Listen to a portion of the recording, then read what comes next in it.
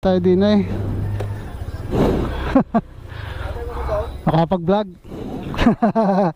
Tara. Wow, mabisita ko na itsura ng mga views pakita sa bayan. Tara.